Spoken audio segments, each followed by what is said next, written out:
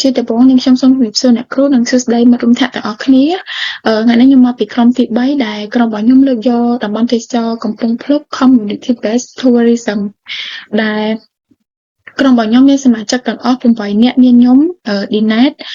ច័ន្ទក្តីសេលៀបបញ្ញាសៃនិតគឹមឡាងស៊ីនួននិងផាលីនcontent របស់ពួកខ្ញុំមានទាំងអស់6តែយើងចូលមកដល់ចំណុចទី1និយាយពី history and background យើងនិយាយពី founding history ដែលពីដំបូងឡើយហ្នឹងកំពង់ភ្លុកគ្រាន់តែជាភូមិជនបទបណ្ដែតទឹកធម្មតាមួយនៅតាមបឹងទន្លេសាបប៉ុន្តែដោយសារតែមានការជួយជ្រោមជ្រែងពីប្រជាជនដែលរស់នៅក្នុងតំបន់ហ្នឹងនិងមានការគ្រប់គ្រងពីអាជ្ញាធរនិងអង្គការនានាដែលបង្កើតឲ្យមានតំបន់សហគមន៍អេកូទេសចរកំពង់ភ្លុកនឹងដែលតំបន់អេកូទេសចរកំពង់ភ្លុកត្រូវបានបង្កើតឡើងនៅថ្ងៃទី20ខែសីហាឆ្នាំ2013សហគមន៍នេះមានទីតាំងស្ថិតនៅភូមិចំនួន3គឺភូមិកូក្ដុលភូមិដីក្រហមនិងភូមិថ្នោតកបុតក្នុងស្រុកប្រាសាទបាគងខេត្តសៀមរាបដែលតំបន់អេកូដែលតំបន់កំពង់ភ្លុកហ្នឹងហុំព័ទ្ធដោយដើមកងកាងនិងព្រៃលិចទឹកដែលដើមកងកាងទាំងនោះគឺជាជម្រកសត្វព្រៃជាច្រើនប្រភេទតំបន់ទេសចរកំពង់ភ្លុកស្ថិតនៅតាមបឹងទន្លេសាបចម្ងាយប្រហែលជា30គីឡូម៉ែត្រពីទីរួមខេត្តសៀមរាបដោយយើងធ្វើដំណើរពីទីរួមខេត្តសៀមរាបឆ្ពោះទៅកាន់ផ្លូវជាតិលេខ6ពេលទៅដល់នឹងមានចំណតទុកដែលយើងធ្វើដំណើរពីចំណតទុកហ្នឹងប្រហែលជា20នាទីទៀតទើបយើងមកដល់សហគមន៍ទេសចរកំពង់ភ្លុកហ្នឹងចូលមកដល់ចំណុចមួយទៀតយើងនិយាយពី background កំពង់ភ្លុកគឺជាភូមិបណ្ដែតទឹកមួយដែលមានទីតាំងនៅលើបឹងទន្លេសាបជាកន្លែងដែលប្រជាជនក្នុងតំបន់បានរស់នៅតាមបែបប្រពៃណីដែលគាត់ធ្លាប់រស់នៅតាំងពីដើមមកអស់រយៈពេលយូរមកហើយដែលមុខរបរជាប្រចាំរបស់គាត់ហ្នឹងគឺផ្អែកទៅលើការនេសាទការធ្វើកសិកម្មនិងពួកគាត់រស់នៅតាមភូមិបណ្ដែតទឹកដែលពួកគាត់សង់របៀបផ្ទះខ្ពស់ដែលសង់របៀបផ្ទះខ្ពស់ផ្លាស់ប្ដូរទៅតាមរដូវប្រាំងនិងរដូវវស្សាដែលរដូវវស្សាហ្នឹងទឹកឡើងខ្ពស់ដល់ធ្នើខាងលើផ្ទះគាត់និងរដូវប្រាំងទឹកស្រកដល់បាតដីដែលរដូវប្រាំងទេសចរនេះបានរីកចម្រើនយ៉ាងឆាប់រហ័សដោយសារតែកំពង់ភ្លុកហ្នឹងគឺហុំព័ទ្ធដោយព្រៃកោងកាងដែលធ្វើឲ្យទេសភាពមានដែលជាទីតំបន់ដែលមានទេសភាពធម្មជាតិដ៏ស្រស់ស្អាតដែលគណៈកម្មាធិការមូលដ្ឋានដែលមានអ្នកគ្រប់គ្រងភូមិនិងសេវាកម្មទេសចរដែលរកប្រាក់ចំណូលពីទេសចរនិងគ្រប់គ្រងដល់ប្រជាជននៅក្នុងតំបន់ហ្នឹងឲ្យពួកគាត់មានការងារធ្វើនិង support ដល់ពួកគាត់កាត់បន្ថយភាពក្រីក្រដែលចូលមកដល់ចំណុចមួយទៀតហ្នឹងយើងនិយាយពីចក្ខុវិស័យហើយចំណុចចក្ខុវិស័យហ្នឹងគឺជាការពង្រឹងជីវភាពរស់នៅក្នុងស្រុកដែលការលំអជីវភាពរស់នៅបង្កើតការងារដែលបំពេញបន្ថែមពីការនេសាទនិងការធ្វើកសិកម្មដែលជួយឲ្យពួកគាត់រកប្រាក់ចំណូលបានបន្ថែមទៀតពីការចែកទុកឬក៏រកលុយបានបន្ថែមពីភ្ញៀវទេសចរនិងចូលដល់មកចំណុចមួយទៀតយើងនិយាយពីការអភិរក្សបរិស្ថាននិងនិរន្តរភាពការការពារព្រៃលិចទឹកនិងប្រព័ន្ធអេកូឡូស៊ីនៃទន្លេសាបដែលមានសារៈសំខាន់សម្រាប់ការបង្កាត់ពូជត្រីនិងជីវៈចម្រុះជាច្រើនប្រភេទទៀតដែលនៅក្នុងបឹងទន្លេសាបត្រង់ដល់និងមួយទៀតគ្រប់គ្រងទេសចរតាមរបៀបដែលការពារធនធានធម្មជាតិពីការប្រើប្រាស់ហួសកម្រិតនិងការបំពុលដូចជាការបំពុលពីការរស់នៅរបស់ប្រជាជននៅក្នុងតំបន់ហ្នឹងដែលយើងចូលមកដល់ចំណុចមួយទៀតយើងនិយាយពីបេតិកភណ្ឌវប្បធម៌និងមោទនភាពសហគមន៍ ដែលលើកកម្ពស់របៀបរស់នៅពិសេសរបស់សហគមន៍វត្តបឹងដើម្បីឲ្យភ្ញៀវទេសចរយល់និងឲ្យពួកគាត់យល់ពីតម្លៃប្រពៃណីក្នុងស្រុកដែរយល់ពីរបៀបរស់នៅរបស់ប្រជាជននៅក្នុងស្រុកថាគាត់រស់នៅរបៀបម៉េចអឺអឺការរស់នៅរបស់គាត់របៀបម៉េចការញ៉ាំរបស់គាត់របៀបម៉េចនិងលើកទឹកចិត្តដល់ការលើកទឹកចិត្តដល់ស្តង់ដារអនាម័យដែលធ្វើឲ្យគាត់មានការថែរក្សាអនាម័យបរិស្ថានទោះបីជាពួកគាត់នៅលើទឹកប៉ុន្តែពួកគាត់ថែរក្សាអនាម័យឲ្យស្អាតនិងនិរន្តរកម្មដោយការគោរពរវាងភ្ញៀវទេសចរនិងអ្នកនៅក្នុងស្រុករួមទាំងក្រុមសម្អាតនិងការលើកទឹកចិត្តសហគមន៍ដែលជួយឲ្យតំបន់នោះមានកុំឲ្យមានសំរាមនៅលើទឹកកុំឲ្យបង្កឲ្យមានការចោលសំរាមនៅក្នុងទឹកដែលយើងចូលមកដល់ចំណុចមួយទៀតយើងនិយាយពីគំរូអេកូទេសចរទូលំទូលាយជាងមុនដែលបំរើមិនត្រឹមតែកំពុងភ្លុកប៉ុណ្ណោះទេប៉ុន្តែក៏ជាឧបករណ៍សម្រាប់គម្រោងទេសចរអេកូឡូស៊ីដែលមានមូលដ្ឋាននៅសហគមន៍ទាំងអស់នៅកម្ពុជាផ្សេងទៀតដោយចែករំលែកការរៀនសូត្រនិងការអភិវឌ្ឍល្អនិងពង្រឹងកន្លែងទាក់ទាញនិងកែលម្អឲ្យភ្ញៀវដែលកន្លែងខ្លះដែលភ្ញៀវអត់មានភ្ញៀវស្គាល់ទេប៉ុន្តែយើងកែលម្អនិងទាក់ទាញឲ្យមានភ្ញៀវទៅលេងតំបន់នោះឲ្យមានការរីកចម្រើននិងពួកគាត់បានស្វែងរកតំបន់ថ្មីបន្ថែមទៀតតែចំណុចរបស់ខ្ញុំចាប់ត្រឹមប៉ុណ្្នឹងហើយចំណុចបន្ទាប់ចូលដល់មិត្តភក្តិរបស់ខ្ញុំជាដំបូងខ្ញុំសូមជម្រាបសួរអ្នកគ្រូនិងមិត្តរួមថ្នាក់ទាំងអស់គ្នាចូលមកដល់ចំណុចរបស់ខ្ញុំនិយាយពីម៉ាស៊ីនបេសកកម្មដើម្បីរក្សារបៀបរស់នៅភូមិដ៏ប្លែករបស់កំពង់ឃ្លុកនៅលើបឹងទន្លេសាបដោយថែរក្សាការអនុវត្តនេសាទប្រពៃណីនិង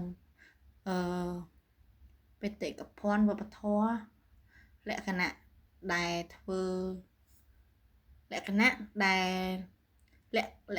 ពេលដែលលើកកម្ពស់ទេសចរធម្មជាតិដែលមានមូលដ្ឋានលើសហគមន៍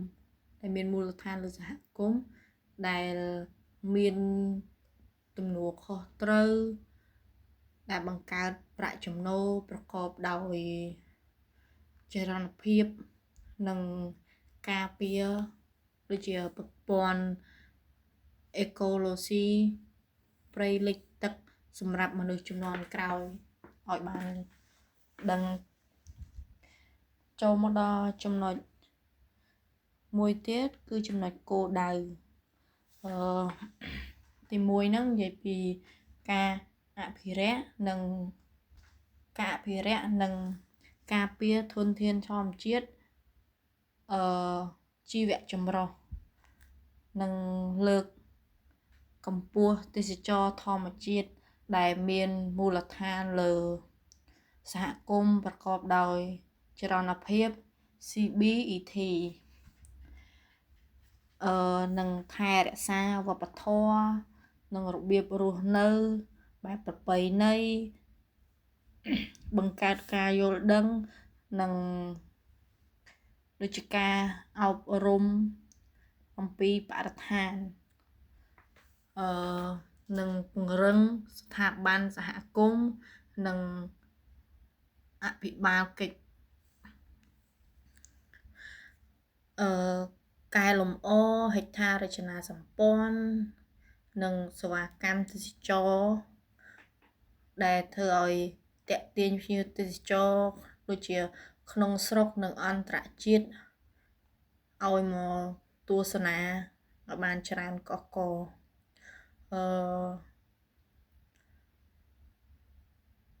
និងធានានិរន្តរភាពតាមរយៈពេលវែងនៃទេសចរធម្មជាតិចំណុចចុងក្រោយនិយាយពីគោលបំណងក៏ចង់និយាយពីការ ការពារនិងគ្រប់គ្រងព្រៃលិចទឹកដូចជាត្រីនិងជម្រកសត្វស្លាបមួយវិញទៀតបង្កើតប្រាក់ចំណូលប្រកបដោយចរន្តភាពតាមរយៈសេវាកម្មទេសចរណ៍បែបធម្មជាតិផ្ដល់ជូនអ្នកទស្សនានៅបទពិសោធន៍អប់រំនិងវប្បធម៌នៅក្នុងភូមិកំពង់ភ្លុកនឹងចឹងអភិវឌ្ឍហេដ្ឋារចនាសម្ព័ន្ធនិងសេវាកម្មដែលមិនប៉ះពាល់ដល់បរិស្ថាននិងធានាការចែករំលែកដូចជាអត្ថប្រយោជន៍ដល់យុត្តិធម៌និងមានបន្លាភាពមួយវិញទៀតពង្រឹងជំនាញសហគមន៍ក្នុងការគ្រប់គ្រងការអភិរក្សនិងបដិស្ថាកិច្ចនឹងដូចជាលើកកម្ពស់ការយល់ដឹងអំពីការអភិរក្សក្នុងចំណោមអ្នកស្រុកនិងអ្នកស្រុកនិងអ្នកទេសចរនឹងដូចជាគ្រប់គ្រងកំណើនទេសចរដោយមានការទទួលខុសត្រូវដើម្បីកាត់បន្ថយផលប៉ះពាល់បរិស្ថានឯជាដើមចឹងចំណុចខ្ញុំមានតែប៉ុណ្្នឹងឯងអរគុណអ្នកគ្រូនិងមិត្តរួមថ្នាក់ទាំងចូលដល់ចំណុចទី2រចនាសម្ព័ន្ធនៃសហគមន៍ចំណុចទី1សមាជិកគ្រប់គ្រងសហគមន៍ទេសចរកំពង់ថ្លុកត្រូវបានដឹកនាំដោយក្រុមគ្រប់គ្រងដែលមានសមាជិកចំនួន12នាក់រួមទាំងស្ត្រី3នាក់សមាជិកគ្រប់គ្រងទទួលខុសត្រូវចំពោះការត្រួតពិនិត្យទូទៅការធ្វើផែនការនិងការគ្រប់គ្រងប្រកបដោយតម្លាភាពនៃផលប្រយោជន៍រួមចំណុចទី2ប្រធានសហគមន៍លោកសាំងកុងគឺជាប្រធានសហគមន៍ទេសចរកំពង់ថ្លុកនិងធ្វើការសហការជាមួយមេឃុំនិងតំណាងក្រសួងទេសចរដើម្បីវិដំឡើងនិងបង្កើនសក្តានុពលទេសចរចំណុចទី3សន្និបាតសមាជិកអង្គការនេះរួមមានប្រជាជនក្នុងតំបន់មួយចំនួនធំដែលជាសមាជិកសកម្មអ្នកឧទាហរណ៍ដូចជាអ្នកចែវទូក700នាក់ដែលទទួលបានអត្ថប្រយោជន៍ដោយផ្ទាល់ពីសេវាកម្មទូកទេសចរសមាជិកទាំងនេះក៏ចូលរួមក្នុងសកម្មភាពសហគមន៍ដូចជាការប្រមូលសម្រាមនិងកិច្ចខិតខំប្រឹងប្រែងអភិរក្សផងដែរចូលដល់ស្លាយបន្ទាប់ចំណុចទី1កិច្ចសហការនិងភាពជាដៃគូសហគមន៍ទេសចរកំពង់ថ្លុកសហការជាមួយដៃគូខាងក្រៅជាច្រើនរួមមានអង្គការក្រៅរដ្ឋាភិបាលក្នុងស្រុកនិងអន្តរជាតិនិងសប្បុរសធម៌ដែលផ្ដល់ការគ្រប់គ្រងការផ្ដល់មូលនិធិនិងជំនួយអនុវត្តគម្រោងក្រុមប្រឹក្សាឃុំនិងក្រសួងទេសចរសម្រាប់ការគ្រប់គ្រងនិងផែនការអភិវឌ្ឍអង្គការដៃគូសម្រាប់គំនិតផ្ដួចផ្ដើមជាក់លាក់ដូចជាការគ្រប់គ្រងកាកសំណល់និងការអប់រំអនាម័យចំណុចទី2ការចូលរួមរបស់ស្ត្រីដើរតួនាទីយ៉ាងសំខាន់នៅក្នុងរចនាសម្ព័ន្ធដោយដើរតួជាអ្នកដឹកជញ្ជូនតាមទូកនិងរួមចំណែកដល់ការអភិរក្សបរិស្ថាននិងផែនការចំណុចទី3ការទទួលខុសត្រូវសំខាន់រចនាសម្ព័ន្ធសហគមន៍ត្រូវបានរចនាឡើងដើម្បីបែងចែកការទទួលខុសត្រូវនិងធានាបាននូវការចែករំលែកអត្ថប្រយោជន៍ដោយស្មើគ្នាការគ្រប់គ្រងត្រួតពិនិត្យសកម្មភាពដោះស្រាយហិរញ្ញវត្ថុរួមទាំងការប្រមូលថ្លៃអភិវឌ្ឍសហគមន៍ពីដំណើរកម្សាន្តនិងរៀបចំផែនការគម្រោងហេដ្ឋារចនាសម្ព័ន្ធនាពេលអនាគតការគ្រប់គ្រងធនធានសហគមន៍នេសាទនិងអង្គការតំបន់ការពារសហគមន៍ទទួលខុសត្រូវក្នុងការគ្រប់គ្រងនិងការពារធនធានធម្មជាតិដូចជាព្រៃលិចទឹកជាដើមការផ្ដល់សេវាកម្មសមាជិកសហគមន៍ចូលរួមដោយផ្ទាល់ក្នុងការផ្ដល់សេវាកម្មដូចជាដំណើរកម្សាន្តតាមទូកដែលមានមគ្គុទ្ទេសក៍ដើរតួជាអ្នកផ្គត់ផ្គង់អាហារក្នុងស្រុកនិងលក់ផលិតផលក្នុងស្រុកដោយធានាថាឱកាសចំណូលត្រូវបានចែកចាយនៅក្នុងស្រុកចូលដល់ចំណុចរបស់ខ្ញុំដែលនិយាយអំពី product and service នៅតំបន់សហគមន៍កំពង់ភ្លុកទី1ហ្នឹងគឺtourism product ដែលអ្វីដែលភ្ញៀវទេសចរគាត់ជួបប្រទះនៅពេលដែលគាត់ទៅសហគមន៍កំពង់ភ្លុកមានដូចជាការជិះទូកហ្នឹងមានដូចជាការជិះទូកបែបប្រពៃណីទៅឆ្លងកាត់ព្រៃលិចទឹកការទស្សនាភូមិប្រាក់ស្បូវផ្ទះអណ្ដែតទឹកការសង្កេតមើលការរស់នៅប្រចាំថ្ងៃរបស់អ្នកភូមិនៅលើបឹងទន្លេសាបនិងការជិះទូកកម្សាន្តនៅពេលការជិះទូកកម្សាន្តនៅពេលថ្ងៃរៀបលិចនៅលើបឹងទន្លេសាប មួយទៀតហ្នឹងvillage cultural experience ដែលនិយាយអំពីវប្បធម៌និងអ្នកបរិស័ទអ្នកភូមិនិងវប្បធម៌ដែលគេណែនាំឲ្យយើងទៅលេងនៅតំបន់កំពង់ភ្លុកហ្នឹងគឺដើរនៅក្នុងភូមិនៅដើមប្រាំងការសង្កេតមើលការនេសាទបែបប្រពៃណីការទស្សនាវត្តនិងកន្លែងសហគមន៍មួយទៀតគឺការធ្វើសកម្មភាពជាមួយអ្នកស្រុកឯជាដើមnatural based tourism ដែលអាហ្នឹងមានន័យថាដូចជាទេសចរដែលទេសចរធម្មជាតិដែលមានព្រៃលិចទឹកការទស្សនាមើលសត្វស្លាបការសង្កេតមើលជីវៈចម្រុះការអប់រំបរិស្ថានអំពីប្រព័ន្ធអេកូឡូស៊ីនៅបឹងទន្លេសាបចំណុចមួយទៀតគឺនិយាយពីបទពិសោធន៍ស្នាក់នៅ homestay experience អាហ្នឹងគឺគេចង់ឲ្យយើងចំណាយពេលមួយយប់ដើម្បីគេងនៅក្នុងផ្ទះរបស់គ្រួសារអ្នកស្រុកដើម្បីទទួលបានបទពិសោធន៍ថ្មីឬក៏ប្លែកពីអីដែលយើងធ្លាប់រស់នៅប្រចាំថ្ងៃហើយនឹងទទួលបានបទពិសោធន៍ពីការរស់នៅម្ហូបអាហារម្ហូបរៀបចំម្ហូបប្រពៃណីដែលរៀបចំដោយអ្នកស្រុកគ្រួសារម្ចាស់ផ្ទះចូលដល់ចំណុចមួយទៀតដែលនិយាយពី tourism service ដែលអានឹងមានន័យថាកន្លែងហ្នឹងមានន័យថាគឺសេវាកម្មដែលយើងត្រូវផ្ដល់ជូនទៅដល់ភ្ញៀវguideline service គឺការណែនាំនិយាយពីមគ្គុទ្ទេសក៍ដែលមាននៅក្នុងសហគមន៍ហ្នឹងគឺគាត់យល់ដឹងពន្យល់ពីវប្បធម៌បរិស្ថាននិងការរស់នៅរបស់អ្នកស្រុកហើយមគ្គុទ្ទេសក៍ខ្លះគួរតែមានភាសាអង់គ្លេសជាមូលដ្ឋានគ្រឹះដើម្បីងាយស្រួលបកស្រាយឬក៏ពន្យល់ទៅដល់ភ្ញៀវបរទេសមួយទៀតគឺ transportation service ដែលនិយាយពីការដឹកជញ្ជូននៅសហគមន៍កំពង់ភ្លុកហ្នឹងគឺគេប្រើសេវាកម្មទូកដែលគ្រប់គ្រងដោយសហគមន៍ផ្ទាល់ដោយឲ្យគេមានឧបករណ៍ការពារដូចជាអាវការពារអាវពោងសុវត្ថិភាពជាដើមចូលដល់ចំណុចមួយទៀតដែលគេនិយាយពីសេវាកម្មម្ហូបអាហារនិងភេសជ្ជៈដែលនៅហ្នឹងគឺគេនិយាយពីការធ្វើម្ហូបខ្មែរនៅផ្ទះរបស់អ្នកស្រុកអ្នកភូមិនៅតំបន់កំពង់ភ្លុកម្ហូបដែលប្រើប្រាស់សាច់ត្រីនៅក្នុងស្រុកនឹងដែលរកបានពីប្រជាជននៅហ្នឹងនិង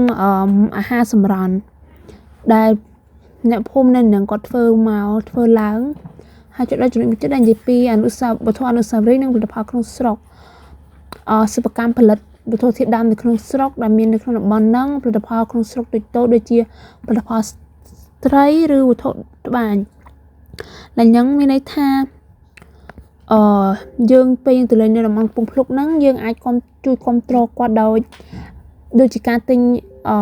របស់ពីហ្នឹងមកដូចជាត្រីផលិតផលត្រីហ្នឹងដូចជាកសិករគាត់រកបានហើយយើង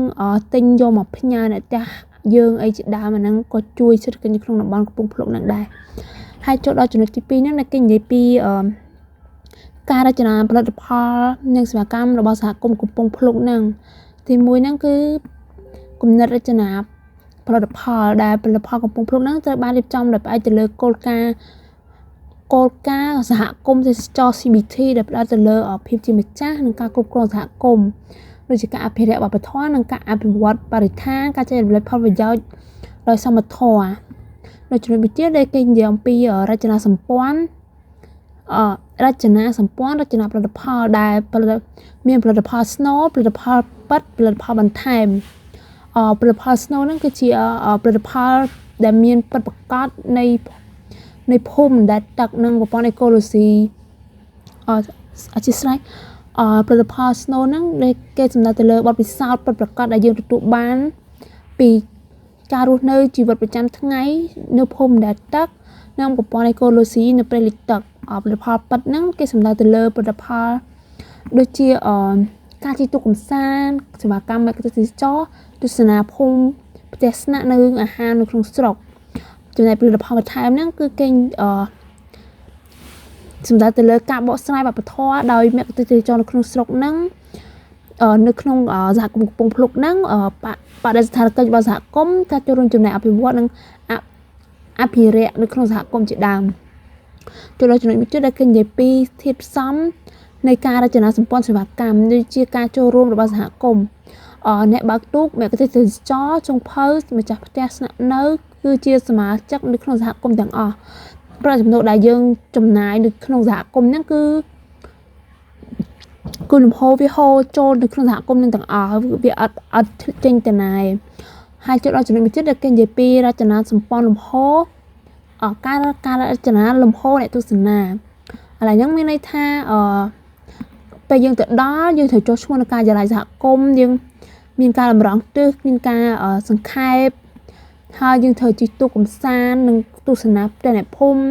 ហើយសម្រាប់ចាត់ស្នាក់នៅការចង់ញ៉ាំម្ហូបអាហារនិងការដំណើរកំសាន្តផ្សេងៗហ្នឹងគឺនៅនឹងទាំងអស់គឺការរចនាលំហូរអ្នកទស្សនានឹងដើម្បីឲ្យយើងនឹងមានភាពងាយស្រួលពេលយើងទៅដល់សហគមន៍កំពង់ភ្លុកហ្នឹង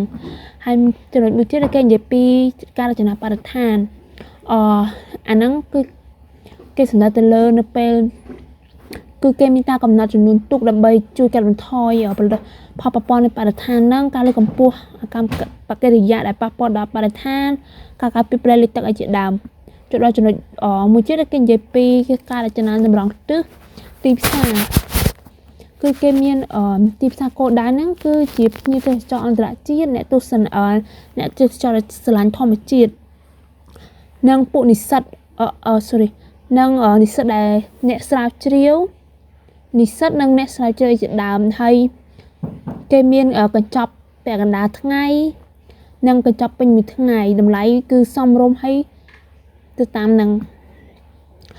ហើយจุดមួយទៀតនៃភាពខ្លាំងនៃការរចនាភាពខ្លាំងនៃការរចនាផលិតផលនិងសេវាកម្មឡើងនេះគឺគេនិយាយពីផលិតផលបទពិសោធន៍ទេសចរដែលមានមូលដ្ឋាននៅលើបឹងទន្លេសាបនិងប្រកបហើយតែមួយការចូលរួមរបស់សហគមន៍ដ៏រឹងមាំផលប្រយោជន៍សេដ្ឋកិច្ចដែលផ្ទាល់ដល់ប្រជាជននៅក្នុងតំបន់ក៏គាំទ្រអភិរក្សប្រព័ន្ធអេកូឡូស៊ីនិងបឹងទន្លេសាបអាកន្លែងហ្នឹងគឺដូចកន្លែងចំណុច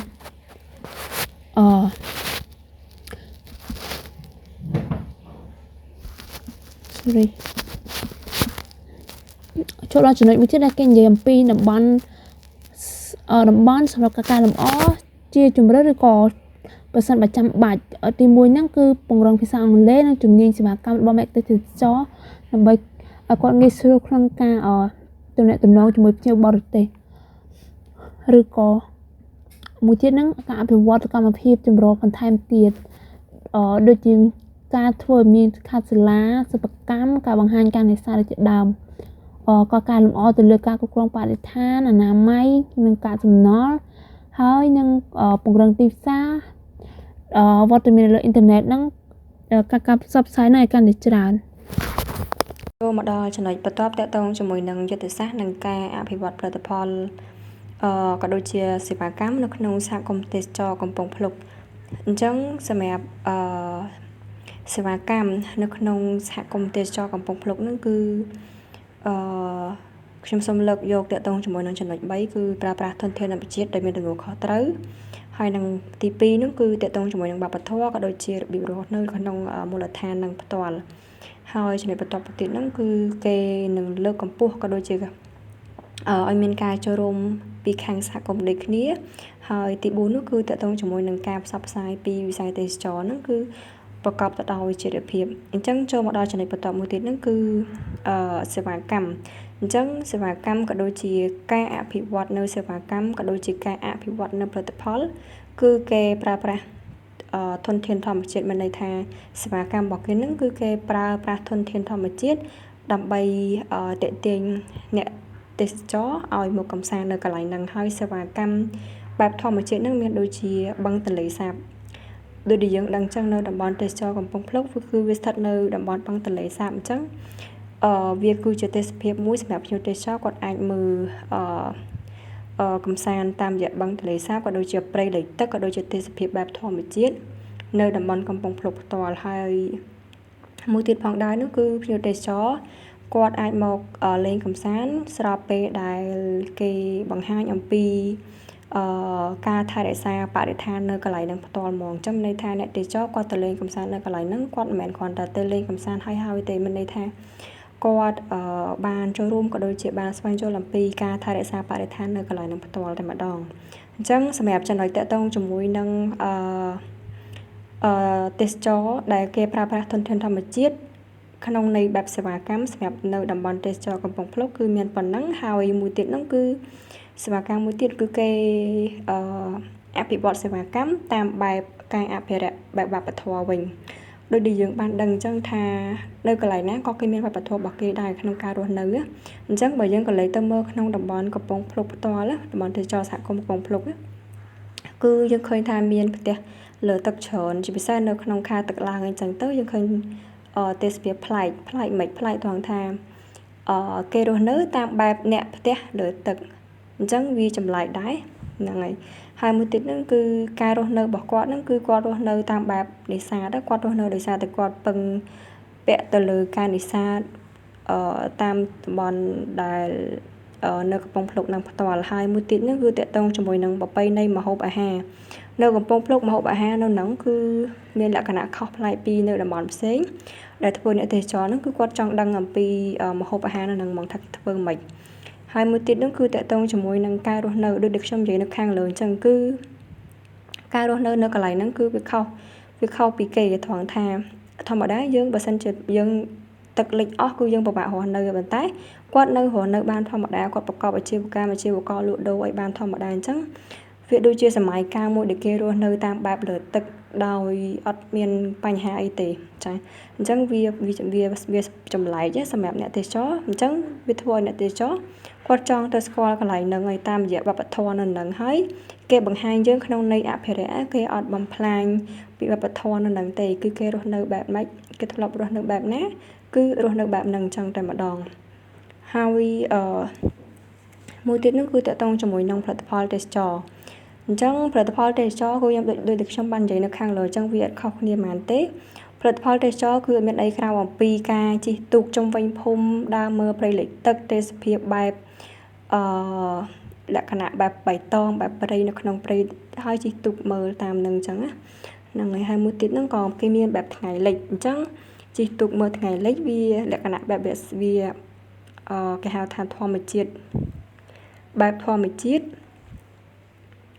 ហើយវាស្ងប់ស្ងាត់សម្រាប់អ្នកដែលគាត់ចូលចិត្តបែបស្ងប់ស្ងាត់បែបមើលទេសភាពបែបសម្រាប់បែបអ្នកដែលគាត់ចូលចិត្តសម្រាប់បែបផ្លូវចិត្តអីអញ្ចឹងគាត់ចង់បានអារម្មណ៍បែបស្ងប់ស្ងាត់អញ្ចឹងទៅគឺគាត់ចូលចិត្តទៅកន្លែងហ្នឹងហើយចាហើយមួយទៀតហ្នឹងគឺបទពិសោធន៍នៅក្នុងការស្នាក់នៅដូចដែលយើងបានដឹងអញ្ចឹងថានៅកន្លែងហ្នឹងភាគច្រើនគឺគេទៅនឹងក្នុងរដូវបែបទឹកឡើងអញ្ចឹងគាត់ស្នាក់នៅហ្នឹងគាត់នឹងទទួលបានបទពិសោធន៍ថ្មីហើយដោយសារតែអ្នកទេសចរភាគច្រើនគាត់នៅលើគោកអញ្ចឹងទៅគាត់ធ្លាប់ទៅរស់នៅបែបលើគោកតទៅពេលគាត់ទៅនៅផ្ទះដែលមានសត្វទឹកនៅពីក្រោមអញ្ចឹងគាត់នឹងទទួលបាននៅបទពិសោធន៍ថ្មីសម្រាប់គាត់ហើយបទពិសោធន៍បែបណាហ្នឹងគឺវាទៅតាមភ្ញៀវទេសចរម្នាក់ទេហើយចូលមកដល់ចំណុចបន្ទាប់មកទៀតហ្នឹងគឺទាក់ទងជាមួយនឹងការអភិវឌ្ឍសេវាកម្មទេសចរនៅកំពង់ភ្លុកអញ្ចឹងសេវាកម្មទេសចរនៅកំពង់ភ្លុកហ្នឹងមានដូចជាសេវាកម្មទូកអញ្ចឹងនៅពេលដែលភ្ញៀវគាត់ទៅលេងនៅហ្នឹងគាត់អាចជួលទូកជិះអញ្ចឹងចំណូលហ្នឹងគឺត្រូវបានទៅលើប្រជាជននៅក្នុងសហគមន៍នឹងផ្ទាល់ដែលគាត់ត្រូវបានជួលទូករបស់គាត់ហ្នឹងដើម្បីជិះដើរលេងកម្សាន្តហើយមួយទៀតហ្នឹងគឺមគ្គុទ្ទេសក៍ទេសចរក្នុងមូលដ្ឋានអញ្ចឹងនៅក្នុងមូលដ្ឋាននៃសហគមន៍ទេសចរកំពង់ភ្លុកហ្នឹងគឺគេមានអ្នកមានកាយគេមានអ្នកនាំដើរមើលអញ្ចឹងណាយើងចង់ទៅកន្លែងណាខ្លះទៅតំបន់ណាខ្លះគឺគេមានកាយគេសម្រាប់នាំយើងទៅកម្សាន្តទៅលេងជិះទូកនាំទៅមើល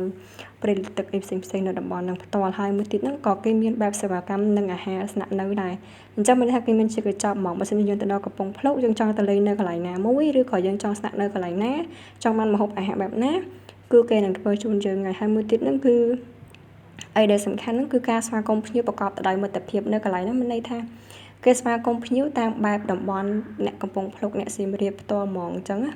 ហ្នឹងហើយអញ្ចឹងនៅពេលដែលភ្ញៀវគាត់ទៅដល់គាត់នឹងទទួលបានអារម្មណ៍មួយដែលគេស្វាគមន៍ក្នុងបែបវប្បធម៌របស់អ្នកនៅនឹងអញ្ចឹងវាទាក់ទាញចិត្តភ្ញៀវឲ្យមកកំសាន្តបន្ថែមទៀតដូចគ្នាហើយបើយើងក៏លេចទៅមើលអត្ថប្រយោជន៍សម្រាប់សហគមន៍ទេសចរកំពង់ភ្លុកវិញហ្នឹងគឺមានច្រើនណាប៉ុន្តែខ្ញុំសូមលើកយកតាក់ទងជាមួយនឹងការបង្កើតឱកាសការងារដោយសារតែយើងដឹងហើយថានៅតំបន់ទេសចរកំពង់ភ្លុកបើសិនជា ទឹកលិចឬក៏ទឹកឡើងអញ្ចឹងទៅគាត់ពិបាករកស៊ីគាត់ពិបាករកប្រកបរបរលក់ដូរអីខ្លាំងអញ្ចឹងនៅពេលដែលភ្ញៀវទៅអញ្ចឹងទៅប្រកបភ្ញៀវទៅអញ្ចឹងទៅហើយស្របពេលដែលគាត់ចង់អភិវឌ្ឍសេវាកម្មគាត់អភិវឌ្ឍកន្លែងរបស់គាត់ហ្នឹងទៅក៏ទាក់ទាញភ្ញៀវអញ្ចឹងជីវភាពរបស់គាត់រស់នៅប្រចាំថ្ងៃហ្នឹងក៏គាត់អត់ពិបាកធ្វើនេសាទឆ្ងាយអីណាស់ណាដែលគាត់ទទួលបានចំណូលពីភ្ញៀវអញ្ចឹងគាត់ក៏អត់ពិបាកក្នុងការរស់នៅក្នុងពេលរដូវកាលទឹកឡើងដូចគ្នាហើយមួយទៀតហ្នឹងគឺចំណូលសម្រាប់សហគមន៍អញ្ចឹងចំណូលមិនបានតែនៅអ្នកក្នុងភូមិអញ្ចឹងអ្នកនៅកន្លែងសហគមន៍បណ្ដុំនៃសហគមន៍ផ្ទាល់ហ្នឹងគឺគាត់ទទួលបានចំណូលគ្រប់គ្នាតាមទាំងផ្ទាល់ទាំងប្រយោលដូចគ្នាហើយបើយើងក៏លើកទៅមើលការថែរក្សាបរិស្ថាននៅនឹងក៏ដូចជាការអភិរក្សទាំងវប្បធម៌នៅក្នុងមូលដ្ឋាននៃសហគមន៍ទេសចរកំពង់ភ្លុកហ្នឹងក៏មានច្រើនដូចគ្នាចាតាមរយៈការគាត់ចាប់ផ្ដើមដើមកូនឈើច្រើនឬក៏គាត់ចាប់ផ្ដើម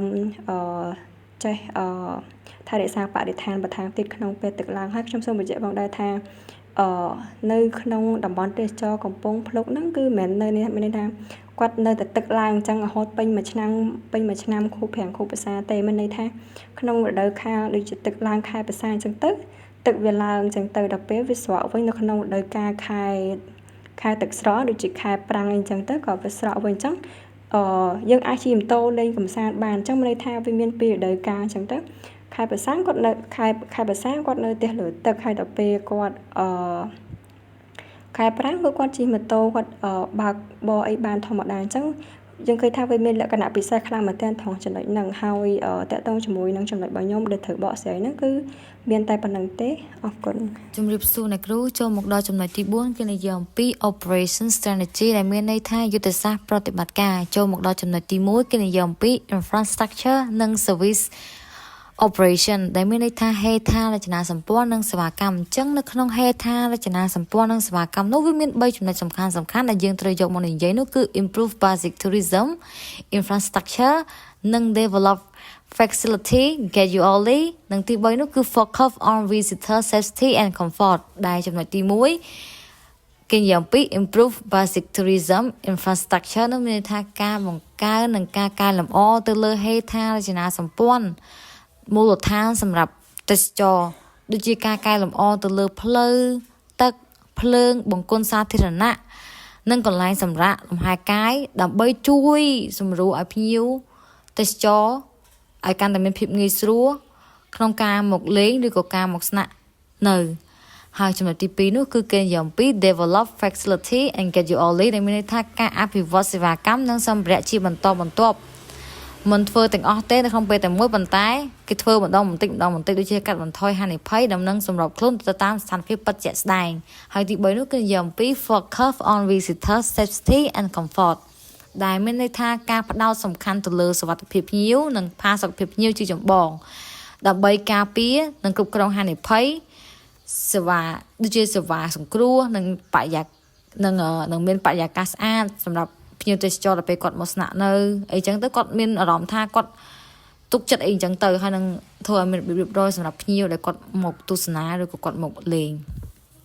ហើយចូលមកដល់ចំណុចទី2គឺនិយាយអំពី Human Resource and Capacity Building ដែលមានន័យថាធនធានមនុស្សនិងការកសាងសមត្ថភាពដែលក្នុងធនធានមនុស្សនិងការកសាងសមត្ថភាពនោះវាមាន3ចំណុចផងដែរដែលសំខាន់គឺ train local community member improve hospitality and guiding skill and encourage community participation ដែលមានន័យថាចំណុចទី1នោះមានន័យថា train local community member មានន័យថាបណ្ដុះបណ្ដាលសមាជិកក្នុងសហគមន៍អញ្ចឹងមានន័យថានៅក្នុងសហគមន៍គេតែបណ្ដុះបណ្ដាលឲ្យបុគ្គលិកមានជំនាញការងារទេសចរនិងអាចរកចំណូលពីតំបន់របស់ខ្លួនបានយ៉ាងងាយស្រួលមកដល់ចំណុចទី2នោះគេនិយាយអំពី improve hospitality and guiding skill ដែលមានន័យថាការពង្រឹងជំនាញស្វាគមន៍ភ្ញៀវនិងជំនាញមគ្គុទ្ទេសក៍អញ្ចឹងនៅពេលដែលយើងពង្រឹងជំនាញស្វាគមន៍ភ្ញៀវនិងជំនាញមគ្គុទ្ទេសក៍នេះវាធ្វើឲ្យភ្ញៀវមានការចាប់អារម្មណ៍នៅពេលដែលយើងមានជំនាញបែបថាយើង friendly យើងរួសរាយរាក់ទាក់ហើយយើងមានជំនាញមគ្គុទ្ទេសក៍ទៀតអញ្ចឹងវាធ្វើឲ្យភ្ញៀវអត់ចង់ត្រឡប់ទៅវិញទេព្រោះយើងលក្ខណៈថាធ្វើឲ្យភ្ញៀវដូចដកចិត្តអត់ចង់ទៅវិញទេហើយចូលមកដល់ចំណុចទី3គឺនិយាយអំពី encourage community and participation ដែលមានន័យថាការលើកទឹកចិត្តឲ្យសហគមន៍ចូលរួមក្នុងការគ្រប់គ្រងនិងការអភិវឌ្ឍទេសចរដើម្បីបង្កើតភាពជាម្ចាស់ នឹងការការពារធនធាននិងការអភិវឌ្ឍសេរីភាពឲ្យកាន់តែមានភាពចម្រើនទៅខាងថ្ងៃខាងមុខអីចឹងទៅហើយចូលមកដល់ចំណុចមួយទៀតដែលគេនិយាយអំពី tourism promotion and marketing ដែលមានន័យថាការផ្សព្វផ្សាយនិងទីផ្សារចរាចរណ៍និងទីផ្សារទេសចរណ៍ដែលនៅក្នុងការផ្សព្វផ្សាយនិងទីផ្សារទេសចរណ៍នោះក៏មាន3ចំណុចសំខាន់ផងដែរគឺ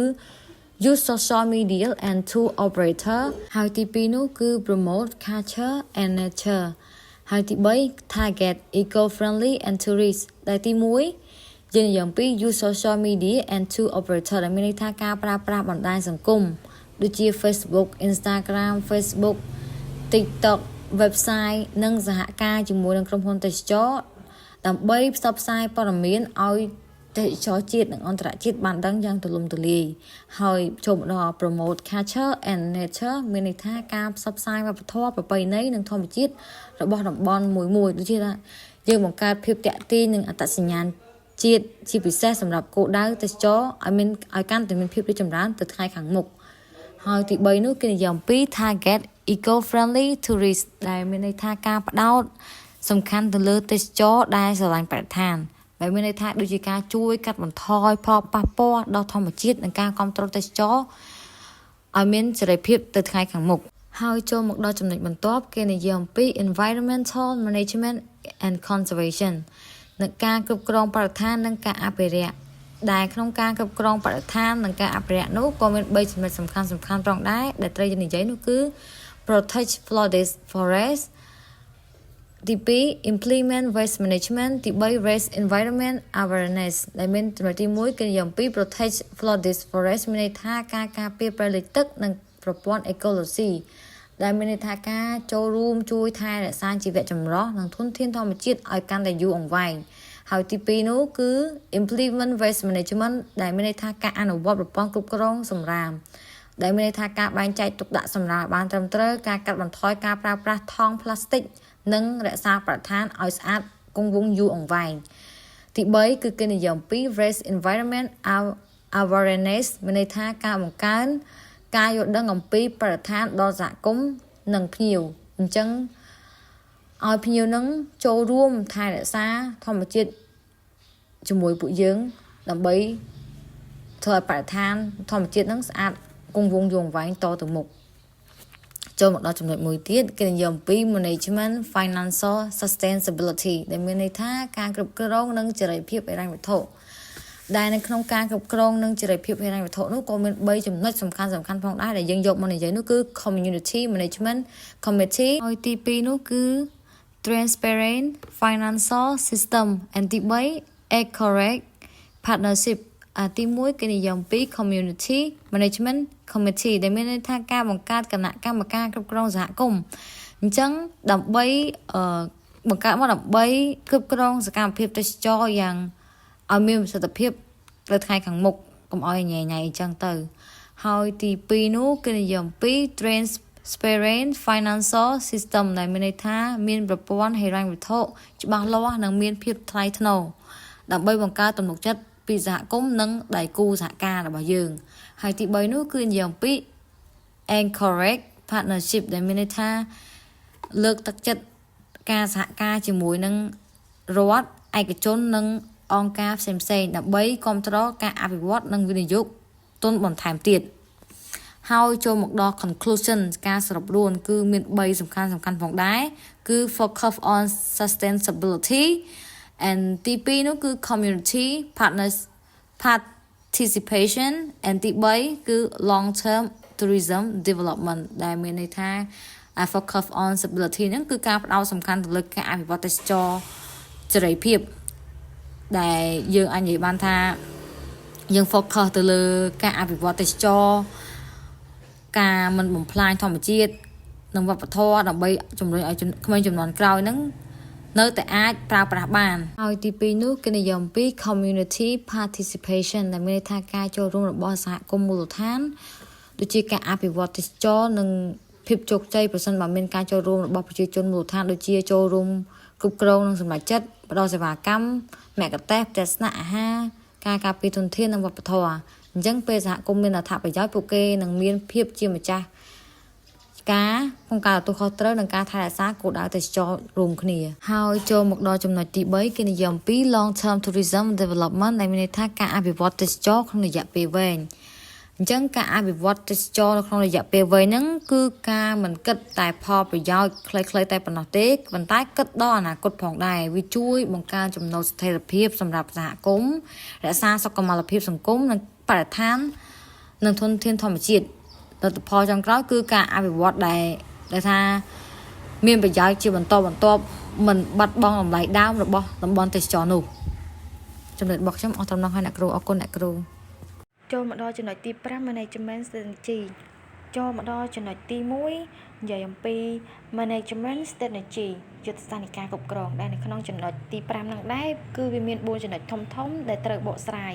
ដែលចូលមកដល់ចំណុចទី1ហ្នឹង human resource management strategy គឺនិយាយពីការគ្រប់គ្រងធនធានមនុស្សនៅក្នុងហ្នឹងដែរគឺចែកចេញជា4ចំណុចសម្រាប់ការគ្រប់គ្រងធនធានមនុស្សរបស់សហគមន៍កំពង់ភ្លុក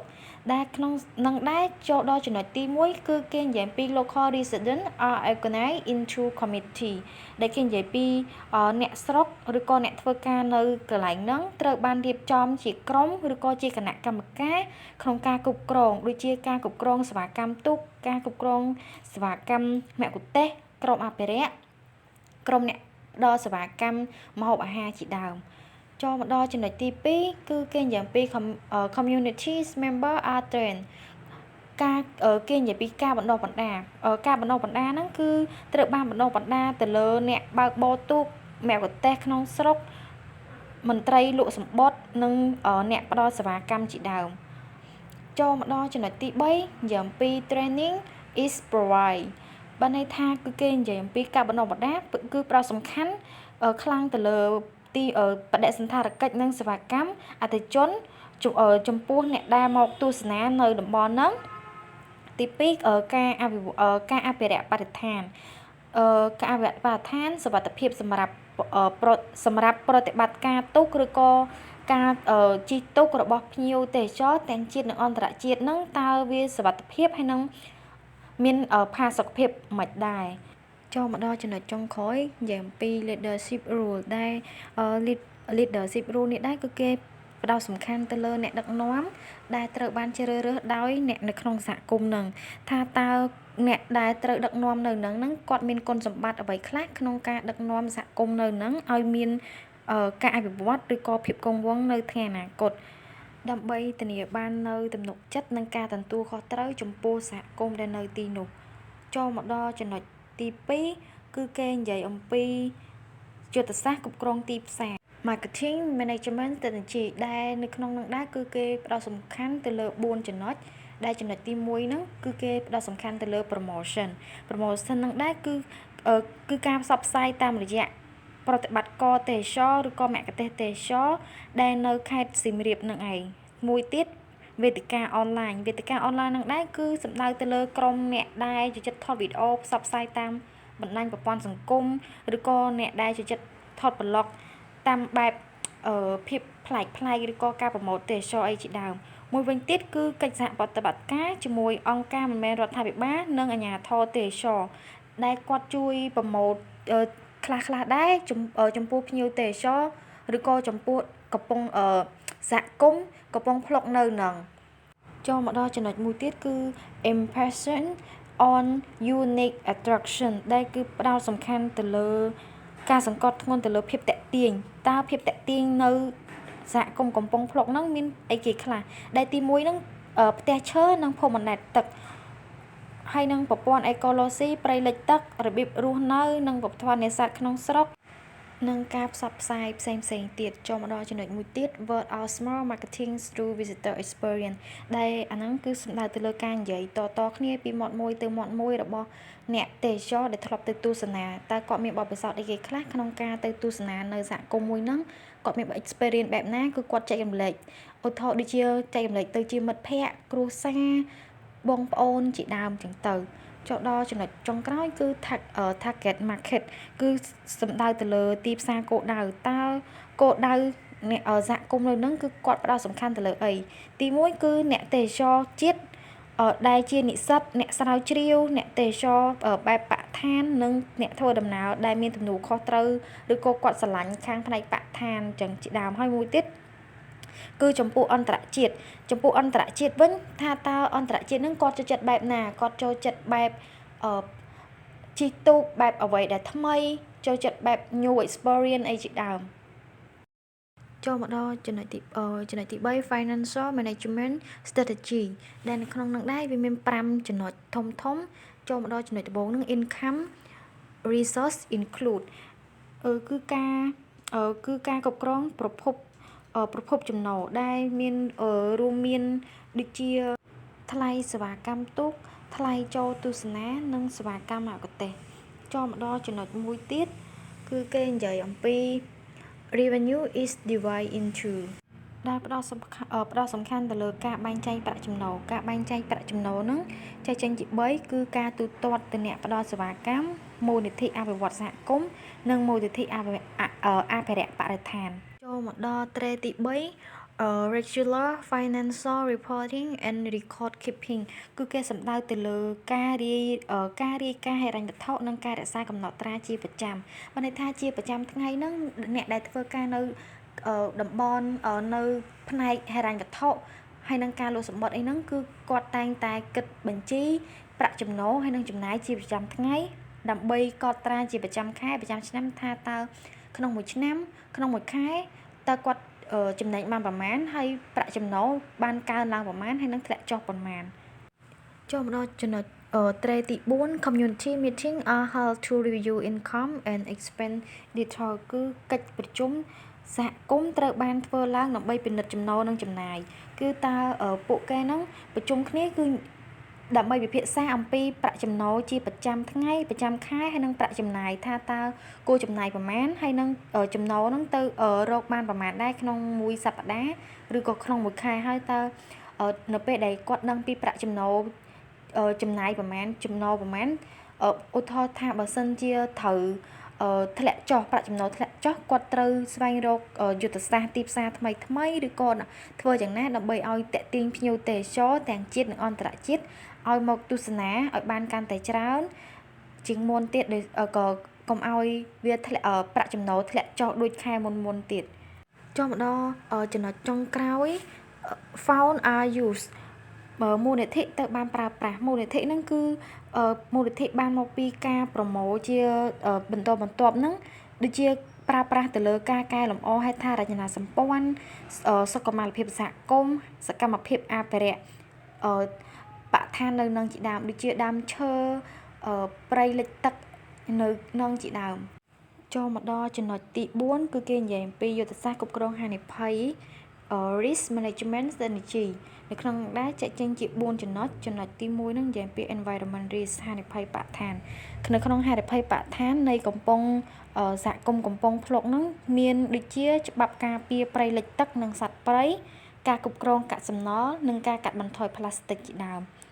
ចូលមកដល់ចំណុចមួយទៀតsafety risk ដែលនៅក្នុងចំណុចហ្នឹងដែរគឺគេផ្ដោតសំខាន់ទៅលើការអនុវត្តសុវត្ថិភាពរបស់អ្នកអុំទូកចំពោះភ្ញៀវទេសចរថាតើមានអ្វីខ្លះដែលផ្ដល់ទំនុកចិត្តដល់ភ្ញៀវមានដូចជាអាវពងហើយនឹងការត្រួតពិនិត្យទូកថាតើមានលិចឬក៏ធ្លុះធ្លាយអត់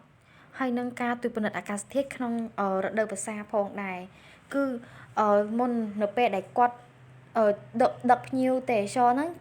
គាត់ត្រូវតែមើលដែរថាតើមេឃហ្នឹងអាចនឹងភ្លៀងអត់នៅថ្ងៃហ្នឹងហើយនៅពេលដែលគាត់អុំទុកហ្នឹងទឹកហ្នឹងអាចនឹងឡើងខ្លាំងឬក៏ភ្លៀងអាចនឹងលិចធ្វើឲ្យប៉ះពាល់ដល់ភ្ញៀវទេសចរនៅក្នុងការជិះទូកហ្នឹងអត់ចូលដល់មកដល់ចំណុចមួយទៀត economic risk ហានិភ័យសេដ្ឋកិច្ចដែលហានិភ័យសេដ្ឋកិច្ចហ្នឹងគឺគេសំដៅទៅលើហានិភ័យចំពោះប្រាក់ចំណូលដែលបានមកពីភ្ញៀវទេសចរហើយនឹងការនេសាទត្រីនៅក្នុងតំបន់ហ្នឹងហើយនឹងប្រាក់សន្សំនៅក្នុងការជួយសហគមន៍ហើយនឹងការជួយស្ដារសហគមន៍ឡើងវិញនៅពេលដែលសហគមន៍មានបញ្ហានិយាយទៅប្រាក់គឺគេសំដៅទៅលើប្រាក់បំរុងចំពោះការជួយសហគមន៍ហើយនឹងចំណុចចុងក្រោយគឺគេនិយាយពីហានិភ័យទេសចរ tourism risk គឺគេផ្ដោតសំខាន់ទៅលើការគ្រប់គ្រងចំនួនអ្នកដែលមកទស្សនាហ្នឹងដើម្បីជៀសវាងការមកទស្សនាច្រើនពេកធ្វើឲ្យមានផលប៉ះពាល់ចំពោះការគ្រប់គ្រងពិបាកគ្រប់គ្រងហើយនឹងមានផលបាក់ច្រើនចំពោះអ្នកផ្ដល់សេវាកម្មទូកខាងរមណីយដ្ឋានហើយនឹងខាងផ្នែកស្នាក់នៅអីជាដើមហើយនឹងក្រមសីលធម៌ចំពោះអ្នកទស្សនាផងដែរនៅពេលដែលមានភ្ញៀវច្រើនពេកមើលទៅធ្វើឲ្យមានភាពញ៉ៃញ៉ៃអញ្ចឹងត្រូវមានការគ្រប់គ្រងណាថាតើនៅក្នុងតំបន់ហ្នឹងមួយថ្ងៃត្រូវកំណត់ភ្ញៀវឲ្យមកលេងប៉ុន្មានហើយមួយម៉ោងហ្នឹងមានភ្ញៀវប្រហែលប្រមាណបើសិនជាភ្ញៀវច្រើនគឺធ្វើឲ្យមានភាពកកកុញហើយធ្វើឲ្យមានភាពរអាក់រអួលចំពោះសេវាកម្មផ្សេងធ្វើឲ្យភ្ញៀវខ្លះគិតថាយើងនឹងមិនអាចទទួលស្វាគមន៍ភ្ញៀវបណ្ឌិតដងអញ្ចឹងយើងត្រូវគិតសំខាន់ទៅលើនឹងដែរចំពោះការគ្រប់គ្រងហ្នឹងគឺវាពិតជាសំខាន់មែនតើហើយមួយវិញទៀតយើងដើម្បីធានាពីសុវត្ថិភាពរបស់អ្នកទស្សនាហើយនឹងផលប៉ះពាល់អវិជ្ជមានទៅលើសហគមន៍កំពុងភ្លុកផងដែរចូលមកដល់ចំណុចទី6គេនិយាយពី challenge and shortage and future campaign strategies ដែលមានន័យថាបញ្ហាប្រឈមហើយនឹងការខ្វះខាតហើយនឹងគេនិយាយពីយុទ្ធសាស្ត្រដោះស្រាយនាពេលអនាគតដែលនៅក្នុងចំណុចនេះដែរខ្ញុំនឹងលើកយកអំពីបញ្ហាប្រឈមហើយនឹងការខ្វះខាតហ្នឹងមកបកស្រាយជាមួយចំណុចហើយនឹងខ្ញុំនឹងនិយាយពីយុទ្ធសាស្ត្រដោះស្រាយនាពេលអនាគតហ្នឹងមួយចំណុចនៅចុងក្រោយដែរអញ្ចឹងចូលមកដល់ចំណុចទី1ធំហ្នឹងនិយាយពីបញ្ហាប្រឈមហើយនឹងការខ្វះខាតហ្នឹងគេបែងចែកជា5ចំណុចដែរដោយចំណុចទី1ហ្នឹងគេនិយាយពី lack of infrastructure ដែលមានន័យថាការខ្វះខាតហេដ្ឋារចនាសម្ព័ន្ធដែលមានន័យថាកង្វះខាតសម្ភារៈផ្សេងដែលធ្វើឲ្យភ្ញៀវទេសចរដែលគាត់មកលេងហ្នឹងមានការរំខានហើយនឹងមួយទៀតហ្នឹងតែគាត់នឹងមិនសូវមានផាសុកភាពដូចជានៅពេលដែលហេដ្ឋារចនាសម្ព័ន្ធហ្នឹងវាមិនទាន់ឆ្លើយទៅតាមតម្រូវការរបស់ភ្ញៀវអញ្ចឹងណាវានឹងកាត់បន្ថយចំនួនភ្ញៀវដែលចង់មកលេងកម្សាន្តផងដែរឧទាហរណ៍ជាក់ស្ដែងផ្លូវចូលទៅកាន់សហគមន៍កំពង់ភ្លុកហ្នឹងវាមានភាពលំបាកខ្លាំងនៅរដូវវស្សាដូចជាវាសវប់ភក់ជាដើមដែលធ្វើឲ្យរថយន្តទេសចរធំៗហ្នឹងមិនអាចចូលទៅបានហើយមួយទៀតកង្វះបង្គន់អនាម័យស្តង់ដារតាមចំណុចឈប់សម្រាកហ្នឹងដែលធ្វើឲ្យភ្ញៀវបរទេសមានការរែកក្នុងការស្នាក់នៅយូរអញ្ចឹងទៅចូលមកដល់ចំណុចទី2ហ្នឹង limit human resource capacity ដែលមានន័យថាកម្រិតជំនាញធនធានមនុស្សហ្នឹងគឺជាឆ្អឹងខ្នងនៃសេវាកម្មប៉ុន្តែអ្នកភូមិភាគច្រើននៅក្នុងសហគមន៍ហ្នឹងជាអ្នកនេសាទដែលមិនមានជំនាញបដិសណ្ឋាកិច្ចអីយ៉ាងទៅហើយមួយទៀតការប្រាស្រ័យទាក់ទងរបស់ពួកគាត់ហ្នឹងមិនទាន់បានល្អហើយនឹងការមិនយល់ពីចិត្តសាស្ត្ររបស់ភ្ញៀវដែលគាត់មកលេងនៅនឹងថាគាត់ចង់បានអីចឹងឧទាហរណ៍នៅពេលដែលភ្ញៀវសួរអំពីប្រវត្តិព្រៃកោងកាងអញ្ចឹងឬក៏ប្រភេទសត្វស្លាបជាភាសាអង់គ្លេសទៅមគ្គុទ្ទេសក៍នៅក្នុងគាត់អត់ចេះភាសាអង់គ្លេសហ្នឹងទៅអញ្ចឹងធ្វើឲ្យគាត់នឹងពិបាកក្នុងការបញ្យល់ទៅកាន់ភ្ញៀវដែលវាធ្វើឲ្យតម្លៃនៃដំណើរកម្សាន្តនោះវាមានការធ្លាក់ចុះអីហ្នឹងទៅចូលមកដល់ចំណុចទី3នេះនិយាយអំពី limit tourism promotion ដែលមានន័យថាការផ្សព្វផ្សាយទេសចរណ៍នៅមានកម្រិតដូចជាការខ្វះវត្តមានលើប្រព័ន្ធ digital ដែលធ្វើឲ្យសហគមន៍នៅនឹងបាត់បង់ឱកាសក្នុងការប្រកួតប្រជែងជាដើមហើយបច្ចុប្បន្នហ្នឹងភ្ញៀវទេសចរភាគច្រើនគាត់និយមស្វែងរកព័ត៌មានតាម Google Map ឬក៏ social media អីបែបហ្នឹងបើគ្មានតន្ន័យទាំងអស់ហ្នឹងទេពួកគាត់នឹងជ្រើសរើសទៅកន្លែងផ្សេងហើយឧទាហរណ៍ភ្ញៀវភាគច្រើនហ្នឹងគាត់នឹងតែថាទៅកំពង់ភ្លុកហ្នឹងគឺវាមានបឹងទន្លេសាបប៉ុន្តែពួកគេនឹងអាចបានដឹងពីលក្ខណៈពិសេសដែលគេនៃផ្ទះដែលខ្ពស់ផុតពីទឹកនៅកំពង់ភ្លុកហ្នឹងឯងដោយសារទី1វាខ្វះវីដេអូផ្សព្វផ្សាយពីភាពតាក់ទាញនៅហ្នឹងទី2នោះវាអត់មានតន្ន័យគ្រប់គ្រាន់ដែលធ្វើឲ្យភ្ញៀវគាត់ចង់មកលេងនឹងស្វែងរកទៅឃើញមានរូបភាពឬក៏វីដេអូណាច្បាស់លាស់ដែលថាមានផ្ទះខ្ពស់នៅនឹងអីចឹងឬក៏វាមានវីដេអូឬរូបភាពកន្លែងផ្សេងទៀតដែលស្ថិតនៅក្នុងកំពង់ភ្លុកហ្នឹងដែលមើលទៅវាគួរឲ្យតាក់ទាញចង់មកលេងអីចឹងវាអត់មានចូលមកដល់ចំណុចទី4នេះនិយាយអំពី environmental issues ដែលមានន័យថាបញ្ហាបរិស្ថានដូចដែលយើងនឹងស្រាប់ហើយកាលណានៅតំបន់មួយហ្នឹងមានកំណើនភ្ញៀវទេសចរកាលឡើងអញ្ចឹងនៅតំបន់នោះក៏មានការបំពុលក៏ដូចជាមានផលប៉ះពាល់បរិស្ថានច្រើនផងដែរដូចជាកាលណាដែលភ្ញៀវទេសចរគាត់មកលេងអញ្ចឹងវាបង្កវានាំមកនៅសំណល់ផ្លាស្ទិកដែលប៉ះពាល់ដល់ប្រព័ន្ធអេកូឡូស៊ីទឹកក៏ដូចជា